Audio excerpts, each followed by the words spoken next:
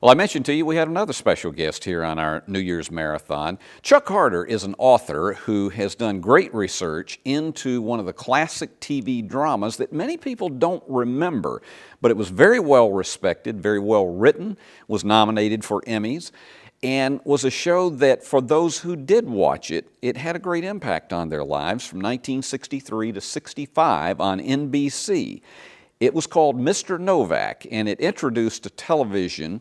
It wasn't his first role, but it was a major opportunity for an actor named James Franciscus to begin to really become embedded into the national psyche as an actor. He had done a show for ABC called The Naked City. It was a crime show, but they reformatted it and wrote him out of the script after the first year. But he was still, a lot of people looked at him and they liked him. And so here he was on this show that, frankly, NBC had a lot of high hopes for, but it was on opposite Combat on Tuesday nights on NBC. Chuck Harter, who has just written a book about Mr. Novak, is here with us via phone tonight on TV Classics. Chuck, good to have you with us. Well, hi, Steve, and thank you for this opportunity, and it's nice to be able to talk about the Mr. Novak series and the new book, which is available at Amazon.com and BearManorMedia.com in both hardback, softback, and ebook editions. So there's a little plug, but thanks. Well, you got all sorts of options, and for those of you looking for a nice after-Christmas present, that's a good way. If you got some cash that somebody gave you, then it's a good way to spend it, particularly if you're a classic TV fan. Chuck, let's get right into talking about, we'll talk about how you came together to get the book in a moment, but let's talk about this series first, particularly for people who maybe in that era lived in a city without an NBC affiliate and didn't see the series. It starred an actor that many people felt like was going to be candid with you, going to be one of the next big stars in television, James Franciscus. And the acting on this program was, as I remember it very, very well from that era, a cut above a lot of other dramatic shows. How did, from your research and the people you interviewed, how did this series all come together? Well, the series began really as the vision of its creator, a man named Jack Newman, who was a very experienced writer and producer. He'd written many radio dramas and television shows, and he really was an artist of the highest caliber who did his research, who strove to be as realistic in dialogue and situations, and he was just a great, talented guy, and it was his vision to do a dramatic television series on high school life, principals, teachers, and students. And prior to Mr. Novak, which began in 1963, there had been a few shows on about teachers and students, but they had been sitcoms, such as Our Miss Brooks or Mr. Peepers, which were fine shows, but they were just light entertainment. Newman wanted to bring the concerns and realities of high school life to the airwaves. And as was his wont, he did extremely detailed research, went to high schools, spoke to students, spoke to principals, spoke to teachers. And as a result, this show really was not only groundbreaking for its day, but very respected in the educational community. And a fact that most people don't know is the show won 47 awards in its 2-year run, primarily by educational institutions, which also included a prestigious Peabody Award. The National Education Association, which was going then and still going now with 1 million plus teachers, assigned a 5-member panel that would also review scripts to make sure they were as realistic as could be done on television. So with all of this high-quality, hands-on maintenance, you might say, the show really was quite an innovative program.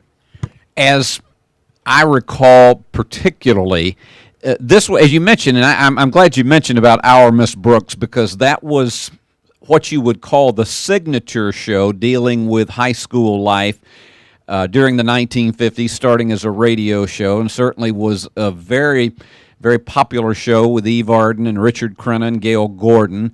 But nobody had tackled this from a serious standpoint, where it was dealing with the issues that young people faced in high school life, a lot of the emotional side of it, and then the challenges for teachers. And I've gone back and looked at a number of the TV Guide listings of the episodes. And you really had to say it was somewhat ahead of its time, because up until that point, nobody ever had really valued that as television material unless you could somewhat lampoon or make fun of high school life. So the transition certainly was, it was breaking ground for television. Yes, it was, Steve, and you might say in a way the Mr. Novak series was the father of Room 222, which came out a few years later in the late 60s, which was another level forward in dramatic television depiction of high schools. And since there's been other, series like The Paper Chase in the 80s and so forth, that, it's rather common now. But one of the amazing things about working on the book and seeing the episodes and interviewing so many people that I did is a lot of the themes of the Mr. Novak series, which again, this is 1963 to 65, still completely hold up and are relevant to today's world. Mr. Novak had episodes that concerned cheating, athletic injuries, bullying, racial prejudice, anti-Semitism, unwed teenage mothers, teacher-student potential love affairs, and so on. And so it really was quite cutting edge for the day. But with all of that, E. Jack Newman also always strove to entertain. So while, yes, a lot of the episodes do tell a moral story, it's never preachy or overdone or that sort of thing. And it's funny, too, to see the episodes now. There's hardly anything in them that are dated. And a lot of times when you look back on, say, 50s or 60s television series, dramatic ones especially, occasionally the acting's a little overdone or they hit too hard on the script or that sort of thing. Mr. Novak, that almost never happens. And I sent episodes to at least 40 actors or technicians who worked on the show or fans, and every single one of them said they couldn't believe how well the show held up. So it's exciting that next year Warner Archive is going to be releasing the first season on DVD. I think once it gets out and people see it, it will rank up there with the best of 60s television, such as The Twilight Zone, Dick Van Dyke Show, The Defenders, and so on. And actually one of the best TV series of all time. Mr. Novak will come back to life, and I think it's great. Let's talk a bit about the star of the show, James Franciscus. He had done one series the first year of Naked City on ABC, which was a crime show, and actually at that time, probably along with The Untouchables, the most violent series that television has ever seen. And then ABC and Screen Gems chose to reformat the show, and so he was no longer the star of that show after the first year. But a lot of people had big faith in him that he was going to potentially become one of the top actors in television. And I think even though he did not have what one would define as a long-running hit, he certainly was, because he was always in demand to come back for another series. How was he cast for this role from the research you've done? Well, I'm glad you asked me that, Steve. It's funny how things can happen. Prior to Mr. Novak, E. Jack Newman had developed a series called Dr. Kildare, which in a way was similar, with a young doctor and an older mentor. And he wanted to cast James Franciscus as Dr. Kildare. But Franciscus had made a TV pilot and was contractually bound for a certain amount of time. And I think he had 11 days left before he was free, but they had to proceed with the pilot, so Richard Chamberlain got the job instead. and Jim didn't get it.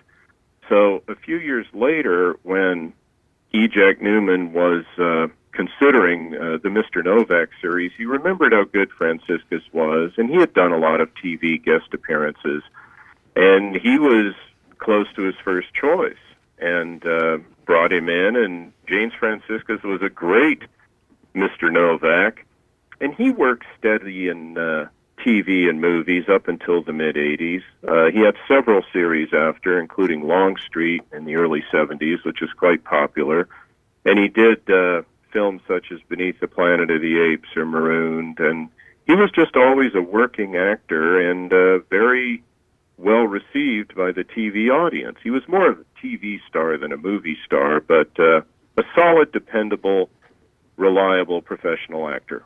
And I recall in one of the TV guides that he appeared on the cover, and going back and looking through the story on him, one of the challenges was that there was at least a mild resemblance between him and Richard Chamberlain, and at times the two of them were confused with each other with some of the people in the audience.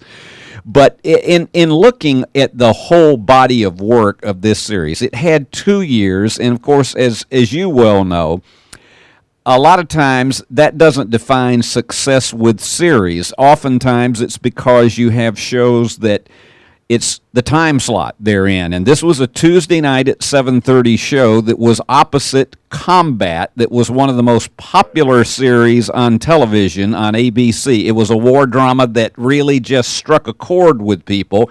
And NBC was looking for an alternative audience, and they stuck with it for the 2 years. But the time slot really was what really had, I think, one of the problems in that show's success. How would you see that in particular, because this show was so well written?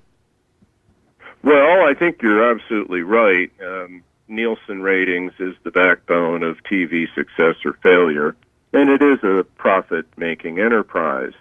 But with that said, yes, Combat trounced Mr. Novak in the ratings, but Mr. Novak was a prestige series for NBC. It won umpty-ump awards through the whole run, and it was very popular with young people, and it was sort of a popular success as opposed to a rating success.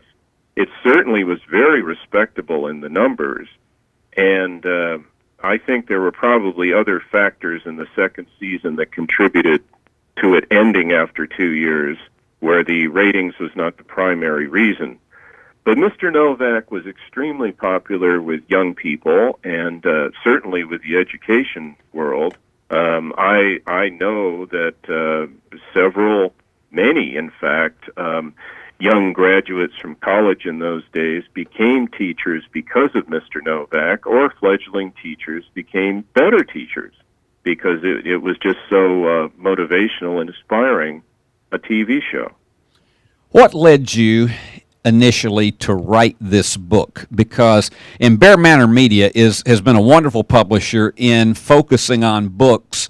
And for those of you who don't know, it's based out of Albany, Georgia, which is a town I'm very familiar with. But it is focused on books that have really had as the theme individual TV series and not necessarily the blockbuster hits.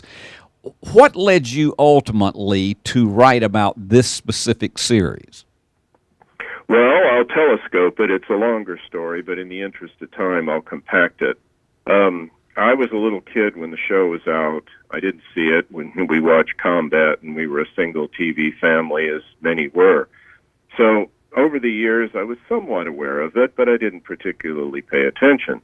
Then, 3 years ago, a friend in New York sent me some DVDs which had episodes, and I almost didn't watch it because I thought, well, it's an old show. I didn't even ask for these.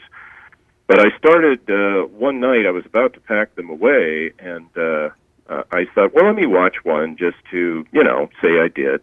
So I put the pilot on, first year, first day, and halfway through it, I went, wait a minute, this is really good. And by the end of the first episode, I went, this is really good. And on the same disc was a second episode called The Risk, which was about a former alcoholic teacher who was a mentor to Mr. Novak, who's now sober and wants to come back and teach, and should they let him back or not?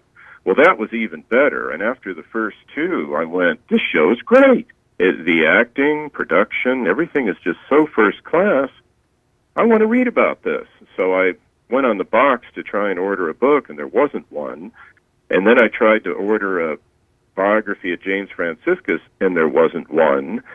So I found a website by a teacher in Florida who's still teaching, who in 1963 was a first-year high school teacher. And I called him up, and his website was a love letter to the show. And he was telling me how much it meant to him and how it made young people be teachers, and it's just wonderful. And he had most of the episodes, and I thought, you know what? I have to write this. This show is so good. It impressed me so much. Why is this excellent show forgotten? So 3 years later, here we are. But it was the quality of the show, Steve, that made me want to do this. Chuck, got about 3 minutes left, and I would be remiss if we didn't also talk about the principal on this show, because Dean Jagger originally as the principal, and then later Burgess Meredith, and the two just outstanding actors. What do you feel they brought to the table with this show? Well, Dean Jagger was E. Jack Newman's first choice to portray the principal, and Jagger was a film actor and had not wanted to do TV, but again, he was so impressed by Newman's approach and everything that he agreed to do it. And I just think Dean Jagger brought a real authority to the role of the principal, and it had outstanding charisma with James Franciscus as the young, teacher of John Novak. And looking at the episodes again, yes, James Franciscus is wonderful, but Dean Jagger is absolutely jaw-dropping, astoundingly great in his acting. He's, as the teacher in Florida said, he's the principal we all wish we had had. Authoritative, forceful, yet kind and understanding. And Jagger did an interesting thing. In the show, he underplays a lot to great effect, and that gets back to what I was talking about, that this series does not hit you over the head like so many 60s dramas do. And just outstanding charisma. And then, when he left the show due to an illness, Burgess Meredith came in, and kind of when the show was just about to be canceled. But he was growing in the part, and he was very good, too. And I feel if it had gone to a third season, Burgess Meredith would have been equally as good. But Dean Jagger really is the show, and he's absolutely wonderful. If Burgess Meredith had stayed there, if the series had gone to a third year, we may have never known him as the Penguin, so because we were getting right. Possible, yeah, no, that is one, I guess, good thing that came out of it. But Steve, we're taping this the day after Christmas, and it's been a great Christmas for me. I have in 2 months 25 5-star reviews on Amazon.com for the book exclusively, and lots of podcast, blog great reviews. So I'm very happy, and a lot of people I think are getting the book. And then next year when the show comes out, and I just felt I had to sing the praises of this really outstanding show, and I guess I have, and it's wonderful. And the book, Mr. Novak, an acclaimed television series by me, Chuck Harter, is available at Amazon.com and BearManorMedia.com in various editions. So if you pick one up, I'll be happy. And if I may add this as we sign off, please buy a copy of my book. It's not that I need the money, but the people I owe need it awful bad. Chuck, thanks so much for being with us. It's been a delight to have you. Wish you a lot of success with the book. And as I say, we just gave you where you can order it from, and I think it's going to be something that if you remember Mr. Novak, and as Chuck said, they're going to be coming out with the DVD. Warner Home Video is going to be doing that next year. And I think it's going to be very successful with those who were fans of that show. And I remember watching it well as I was growing up in Waycross, Georgia.